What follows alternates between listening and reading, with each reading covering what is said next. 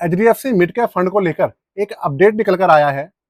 Actual में HDFC mid cap fund अपनी category का मतलब मिड कैप कैटेगरी का सबसे बड़ा फंड है और उसका 5 साल का एवरेज 20% उससे ज्यादा हो चुका है। अब यहाँ पर निकल कर ये आ रही है, रिपोर्ट ये कह रही है कि क्या ये अपनी जो परफॉर्मेंस है उसको सस्टेन कर पाएगा, क्योंकि इसका जो एयूएम है वो 1 लाख करोड़ के आसपास हो चुका है। ठीक है, तो भैया क्या होगा क्या नहीं होगा ये आप ये वीडियो देखेंगे तो आपको पता लग जाएगा कि कहानी चल क्या रही है। चलिए शुरू करते हैं, लेकर चलता हूं आपको कंप्यूटर स्क्रीन पर। आपके सामने स्क्रीन चल चुकी है और देखिए भाई, इनका सिंपल सा टॉपिक ये है कि HDFC mid cap fund 1,05,000 crore का एयूएम वाला सबसे बड़ा फंड है मिड कैप कैटेगरी का। 20% का एवरेज दे रहा है 5 साल में। क्या सस्टेन कर पाएगा ये या फ्लॉप हो जाएगा? क्योंकि 1,05,000 करोड़ का जो एयूएम है बहुत बड़ा है और ज्यादातर इन्वेस्टर्स की यही शिकायत रहती है कि अगर कोई भी फंड बहुत ज्यादा हाई एयूएम वाला हो जाता है तो भैया उसकी जो परफॉर्मेंस होती है वो डाउन हो जाती है। देखते हैं, वैसे मैंने इसका रिव्यू किया था 1 हफ्ते पहले, आप वो वीडियो जाकर देख सकते हैं डिटेल के लिए। लेकिन यहाँ पर हम इसके जो दूसरा पहलू है उस पहलू की बात करने वाले हैं। तो देखिए, सबसे पहली बात मैं आपको बता दूं, 5 साल का एवरेज 20% निकाल कर रखना वो तभी हो सकता है ऐसी कंडीशन में कि जब वो पिछले 2 साल के अंदर काफी अच्छा प्रदर्शन कर रहा हो। देखिए, पिछले 2 साल के अंदर आपको पता है मार्केट की क्या हालत रही है और अच्छे अच्छे जो फंड्स है ना उनका जो एवरेजिंग है 10 साल का, 7 साल का, 12 साल का जो एवरेज है वो बिगड़ चुका है, क्योंकि पिछले 2 साल में रिटर्न निकल कर नहीं आए हैं। लेकिन इसने रिटर्न निकाल के दिए हैं, इसीलिए इसका जो एवरेज है वो बिगड़ा नहीं है।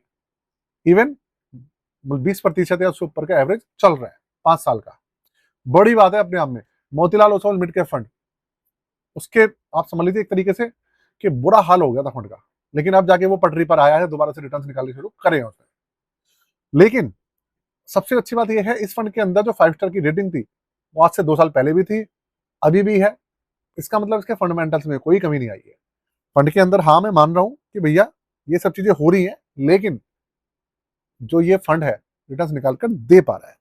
अब आप ये देखिए, ये मॉर्निंग स्टार वाले और वैल्यू रिसर्च वाले इसको 5 स्टार और 4 स्टार की रेटिंग दे रहे हो, और जो मनी कंट्रोल है वो भी 4 या 5 स्टार की रेटिंग इसको दे रहे हैं।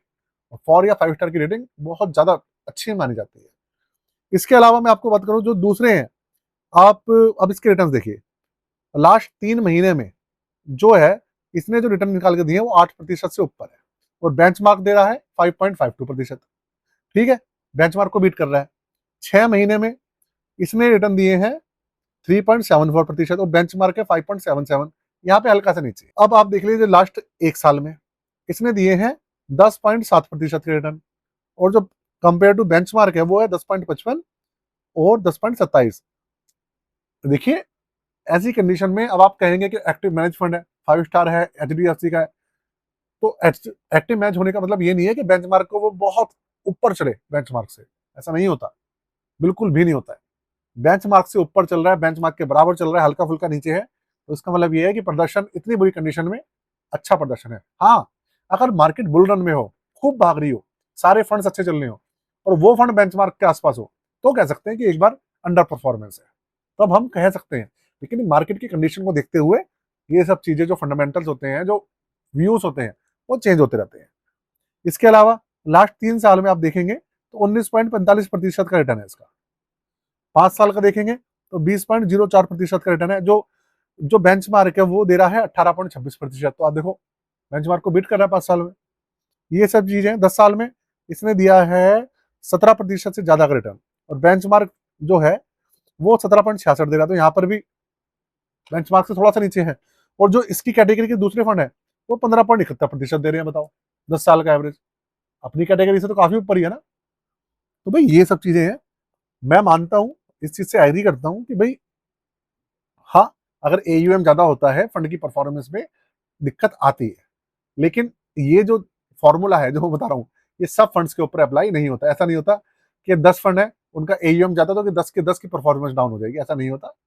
10 में से कोई 2-4 फंड ऐसे भी होते हैं, इक्का दुक्का फंड, 3 फंड ऐसे भी होते हैं जो कि अच्छा प्रदर्शन कर रहे होते हैं। समझ रहे हैं? सारी चीजें होती हैं फंड मैनेजर के हाथ में। तो इन सब चीजों को, ये जो केस है एचडीएफसी मिड कैप फंड की कैटेगरी के अंदर, एचडीएफसी फंड को लेकर, मिड कैप फंड को लेकर, भाई वो सक्सेसफुल नहीं हो पा रहा है कि हाई एयूएम है तो फंड रिटर्न निकाल कर नहीं दे रहा है। अभी तक तो दे रहा है। और देखिए आने वाला समय किसी ने भी नहीं देखा है, किसी ने भी नहीं। आने वाले 1 साल बाद क्या होगा, 6 महीने बाद क्या होगा, कुछ नहीं कह सकते। हो सकता है परफॉर्मेंस बहुत अच्छी हो जाए और ज़्यादा अच्छी हो जाए, ऐसा हो सकता है थोड़ा सा डाउनफॉल आ जाए, ऐसा हो सकता है ऐसे ही चलता रहे, कोई नहीं कह सकता। बस हम लोग जो डेटा है पास्ट रिकॉर्ड देखकर एक आइडिया लगा सकते हैं बस। तो ये है दोस्तों पूरा का पूरा इस रिपोर्ट का सार, जो मैंने आपको बता दी है। पूरी रिपोर्ट देखूंगा तो 20 मिनट की वीडियो बैठ जाएगी और आप लोगों का समय होगा वेस्ट। ये चीज है। अब जाते जाते हमारी पोर्टफोलियो सर्विसेज के बारे में जान लीजिए भाई, जो नए लोग हैं उनके लिए, कि पोर्टफोलियो आपको बनवाना हो, चेक कराना हो, रिव्यू कराना हो, चेक करा के उसकी रिबैलेंसिंग करानी हो, आप करवा सकते हैं। चार्जेस 999 रुपए है, 99 रुपए नहीं है।